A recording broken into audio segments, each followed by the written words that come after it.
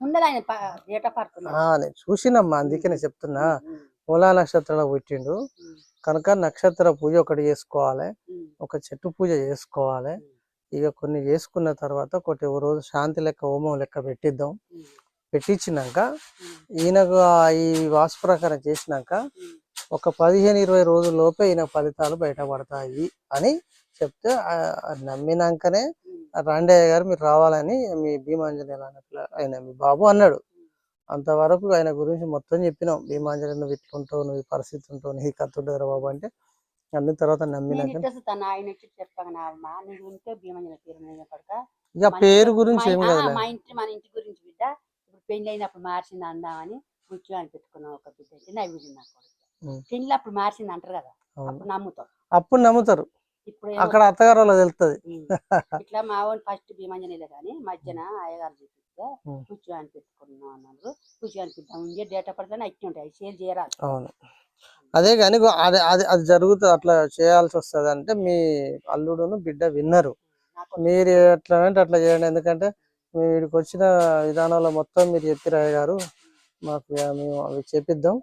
చూపించి కొంచెం పెళ్లి ఒక్కటి అయిందంటే మాకు కూడా అని వాళ్ళు ఒకటే బతులాడతారు.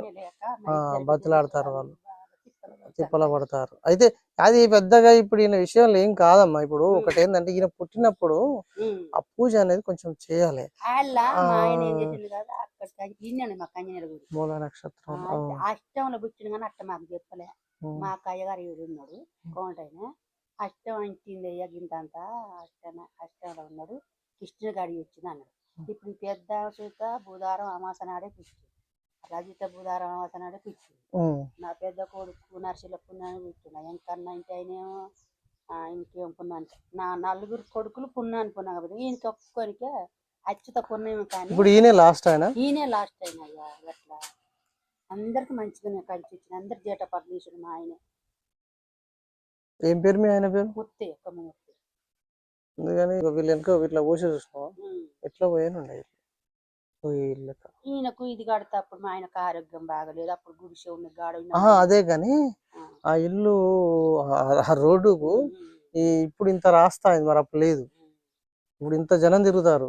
అయితే అందరు ఇట్లా కడతారు కానీ నా భూమి పోవద్దని మా ఆయన అది కథ. ఒక్క అర్రమనే పెట్టినాక నా పెద్ద కొడుకు మళ్ళీ దీనికి ఇంకోటి అర్ర పెట్టుకోరు ముత్తి అని మాకు ఇంకో పైటీలు అన్నాడు కాంగ్రెస్ మేము.